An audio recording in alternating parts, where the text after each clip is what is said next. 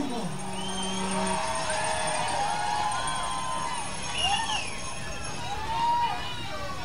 It is profoundly moving to see what I just saw coming up the street and what I see from this stage. I have been observing this and supporting it from afar as I've been busy on the road working on my next project. And as I finished my work last night, we were in New York City, and around midnight I thought I would write up a little blog of something I wanted to say about what was going on here, especially after having just listened to Bill O'Reilly and Sarah Palin. It was inspirational. And so about midnight I started writing this, and around 2 a.m. I read it back to myself, and I thought, you know, you should just go to the airport and get on a plane and go to Madison, Wisconsin, and read this down.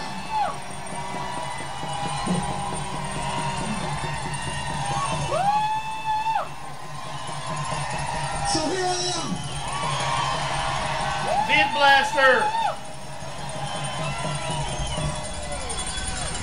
Before I read this, I first just want to thank, you don't know how impressive it is to the rest of the country to see these 14 senators still refusing to participate in the scam of the century.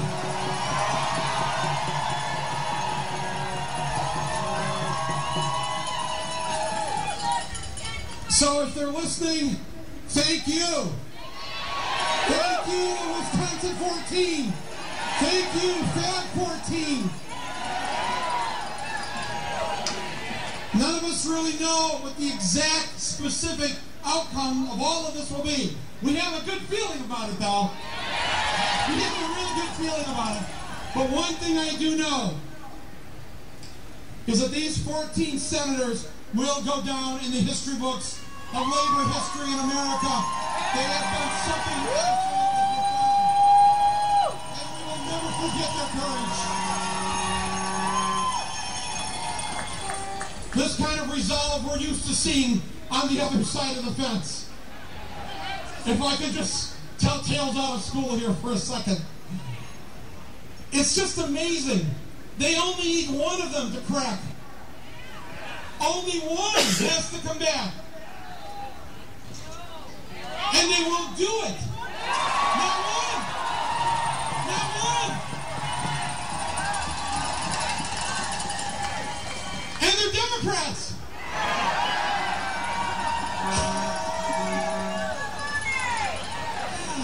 I mean that in a positive way. But you know, our side, we're a little, well, maybe, we should go back and talk to them, we're good-hearted people, they'll listen. I mean, that's what we're kind of used to, right?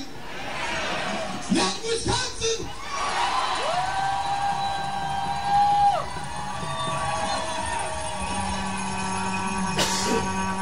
So, I would like to read to you my statement for today, March 5th, 2011. And I am so honored and privileged to be able to have this opportunity to stand here with you and say these things that need to be said, things that I want to personally say about this whole thing.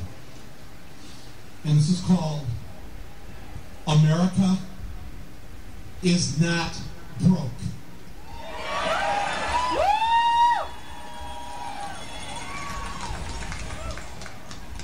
And that's right, neither is Wisconsin. America is not broke. Contrary to what those in power would like you to believe, so that you'll give up your pension, cut your wages, and settle for the life your great-grandparents had, America is not broke. Not by a long shot. The country is awash in wealth and cash. It's just that it's not in your hands. Woo! It has been transferred in the greatest heist in history from the workers and consumers to the banks and the portfolios of the uber rich.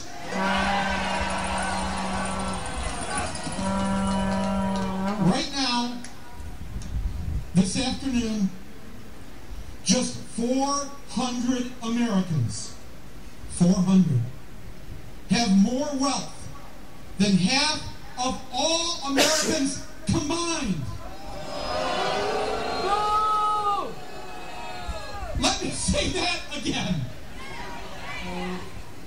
And please, someone in the mainstream media, just repeat this fact once.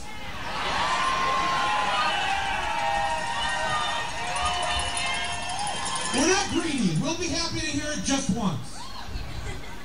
400 obscenely wealthy individuals. 400 little Mubaraks.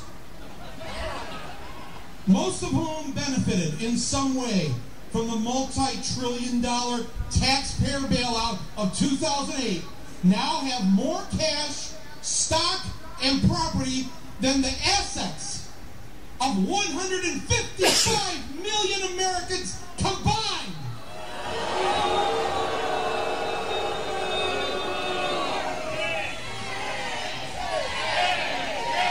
It is a shame.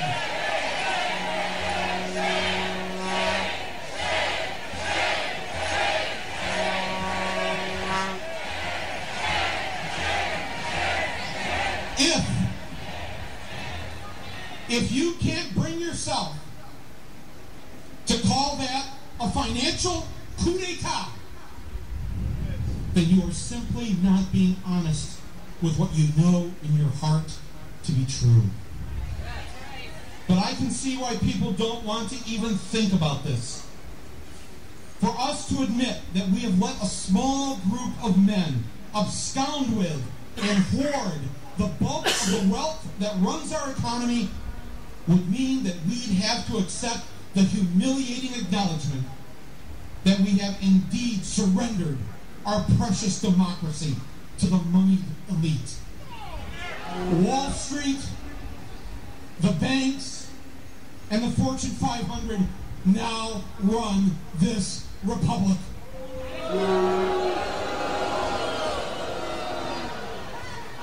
And until this past month, here in Madison, Wisconsin, the rest of us, until then, have felt completely helpless, unable to find a way to do anything about it. Now, just like your soon-to-be ex-governor,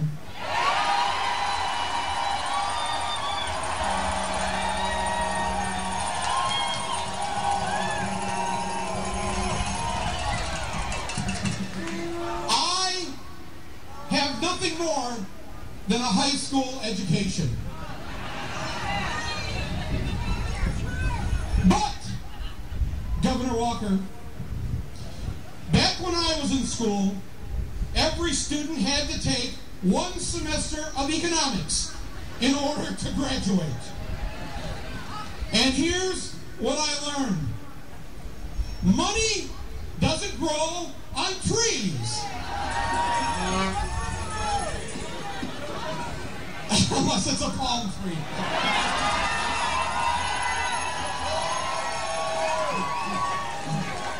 It grows when we make things. It grows when we have good jobs with good wages that we use to buy the things we need. And guess what? That creates more jobs. It grows when we provide an outstanding educational system.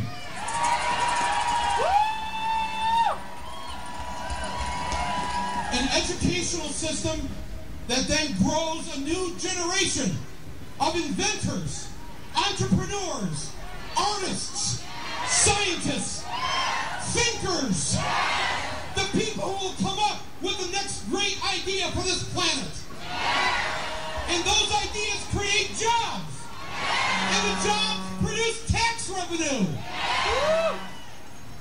But the few who have the most money don't want to pay their fair share of the taxes.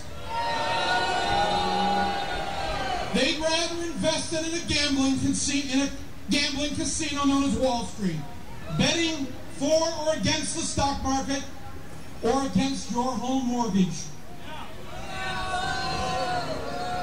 And the entire population suffers because that wealth has been removed from circulation.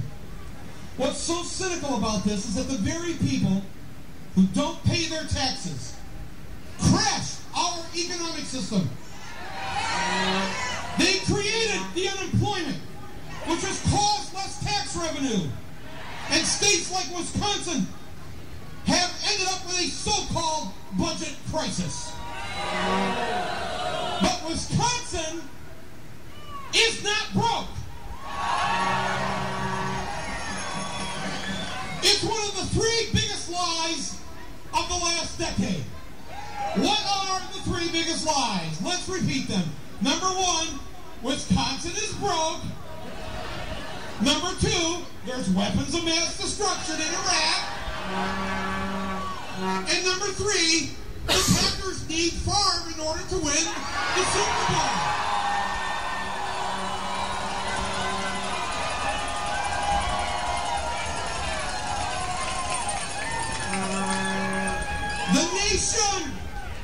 The nation is not broke, my friends. There's lots of money to go around. Lots. Lots.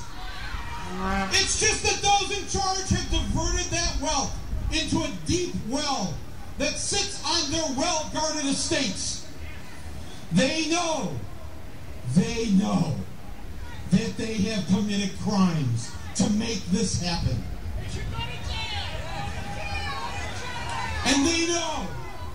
And they know that someday you may want to see some of that money that used to be yours.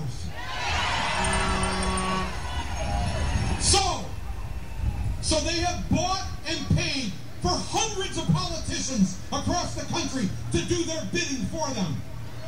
But just in case that doesn't work, they've got their gated communities. They've got their luxury jet that's always fully fueled, the engine's running, waiting for that day that they hope never comes. To help prevent that day when the people, demand their country back, the wealthy have done two very smart things. Number one, they control the message.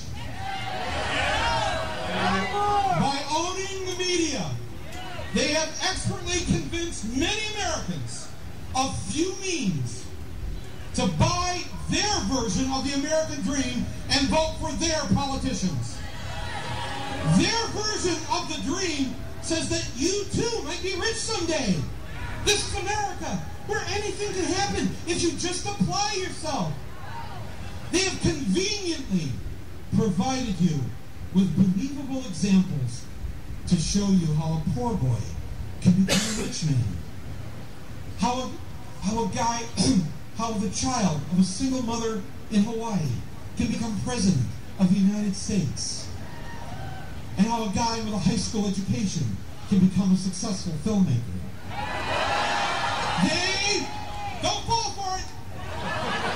They will play these stories for you over and over and over again all day long, so that the last thing you'll want to do is upset the apple cart. Because yes, you too might be rich, president, Oscar winner someday. The message, though, is clear. Keep your head down. Keep your nose to the grindstone. Don't rock the boat. Be sure to vote for the party that protects the rich man that you might be someday. And here's the second smart thing the wealthy have done. They've created a poison pill that they know you will never want to take. It's their version of mutually assured destruction.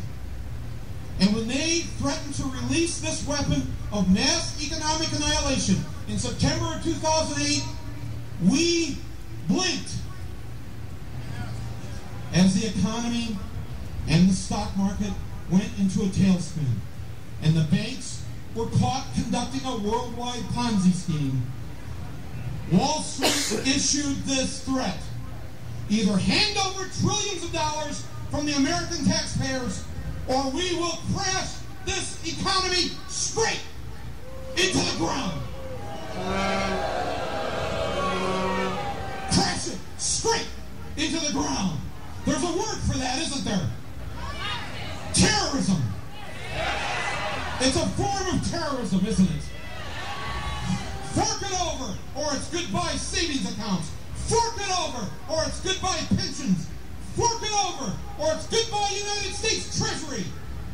Fork it over, or it's goodbye jobs and homes and future. It was friggin' awesome. And it scared the crap out of everyone. Here, take our money. We don't care. We'll even print more for you. Just take it. But please, please leave our lives alone, please. The executives in the boardrooms and hedge funds could not contain their laughter or their glee.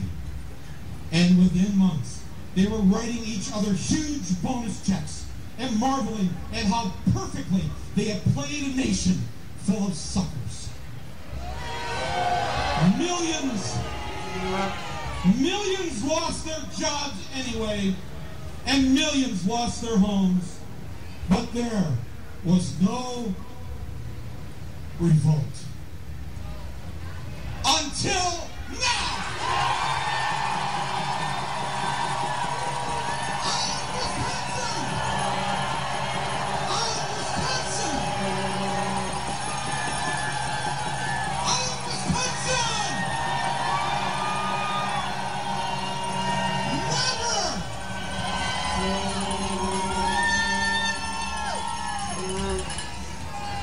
Never has a Michigander been more happy to share a great big lake with you. I'm so proud of you. You have aroused a sleeping giant known as the working people of the United States of America.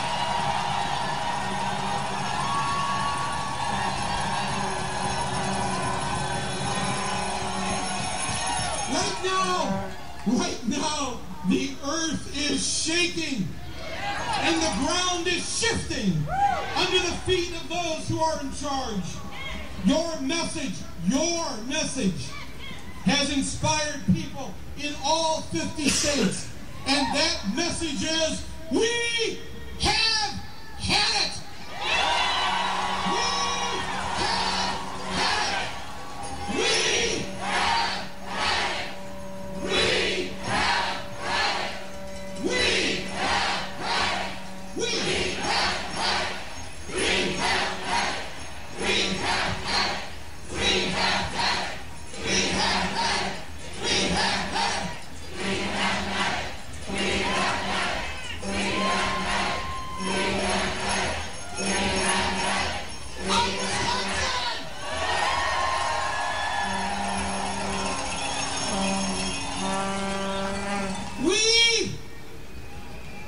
And we're all Wisconsinites now.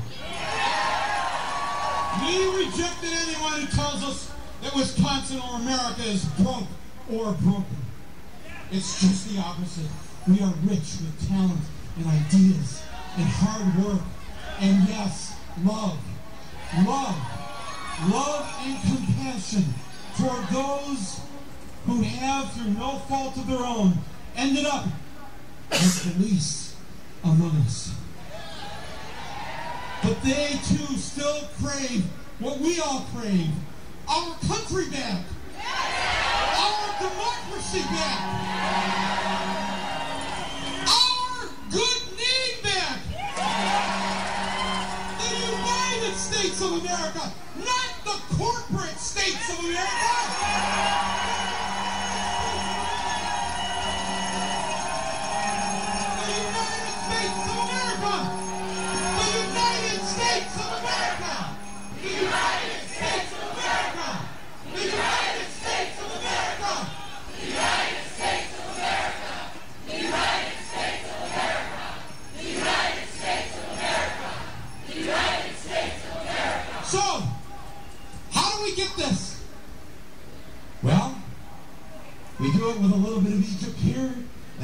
what Madison did.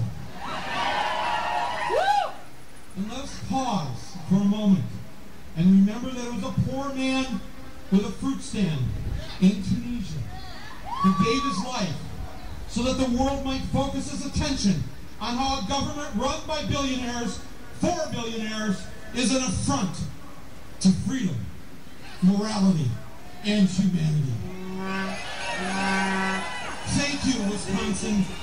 You have made people realize that right now is our last best chance to grab the final thread of what is left.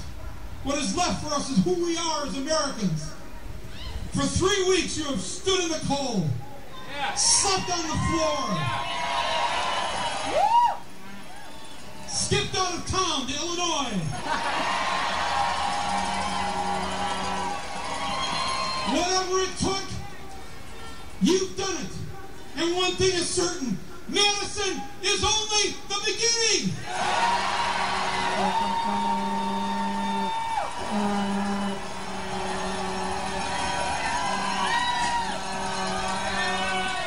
You know, the funny thing about this is that the rich have overplayed their hand. You know, they couldn't have been just content with the money that they raided from our treasury. They couldn't be satisfied by simply removing millions of jobs and shipping them overseas. No! They had to have more, didn't they? Something more, though, they wanted than all the riches in the world. They had to have our soul. They had to strip us, our teachers, of their dignity. They had to shut us up and shut us down so that we weren't even allowed at the table to bargain about a simple thing like classroom size or bulletproof vests for the entire police force, or letting a pilot just get a few extra hours sleep so he or she can do their job, their $19,000 a year job. When I came in here on Delta Express, just like all those commuter planes, the starting pay is approximately $19,000 a year. They don't fly on those planes, do they? But you know, that pilot who's making $19,000 a year, he or she has given up trying to get better pay. At this point, all they want is a few extra hours of sleep in their car in the parking lot of O'Hare Airport. That's what I have to listen to when I fly to places like this. And that's how despicably low that we've sunk. The wealthy couldn't be content with just paying this man $19,000 a year. They wanted to take away his friggin' sleep. They wanted to demean and dehumanize him, just as they do the public workers here in this state. Because after all, he's just another slob.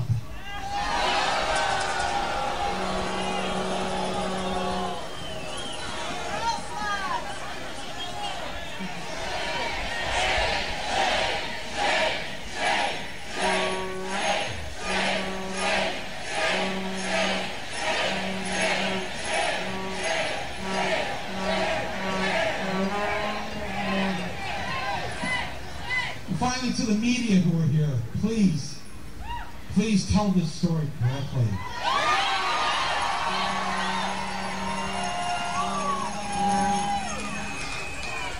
I've only been here an hour, and I'm shocked by what I've seen and I haven't seen watching this on television or reading it in the mainstream papers.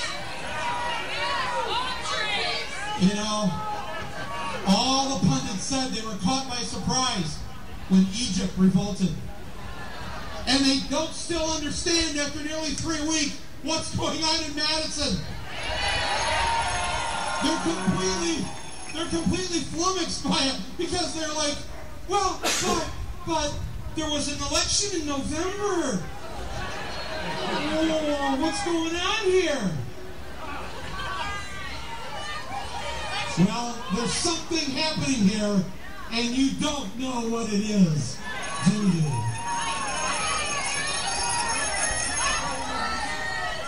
Finally, America, again, isn't broke. The only thing that's broke is the moral compass of the rulers. And we aim to fix that compass and steer the ship ourselves from this point on.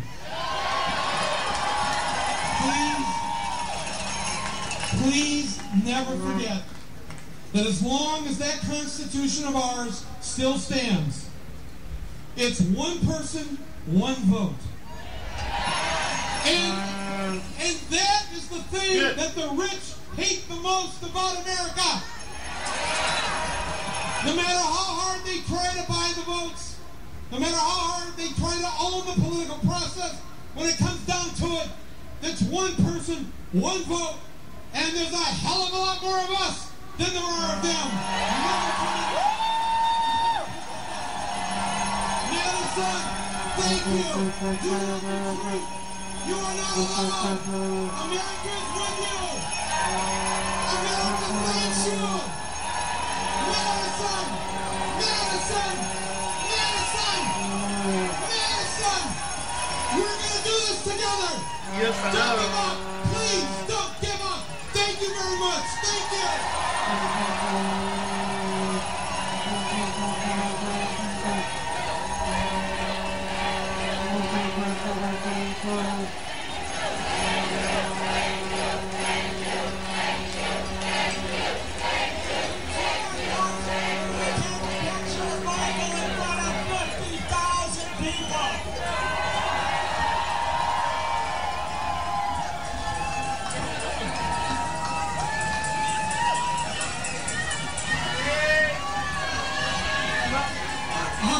I don't know what that was about, but thank you again.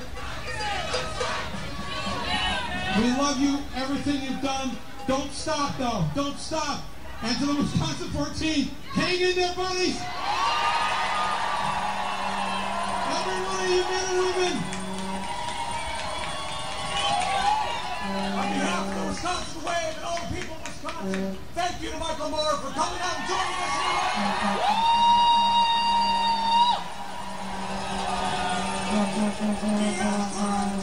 You have courage!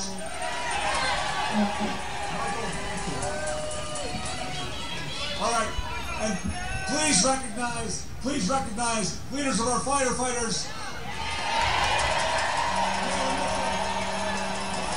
I want to present Michael with a button for the Wisconsin Wave. Michael.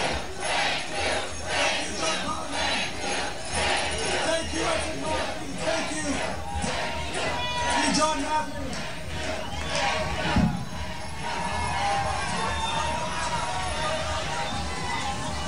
And I've been told the firefighters are going to line up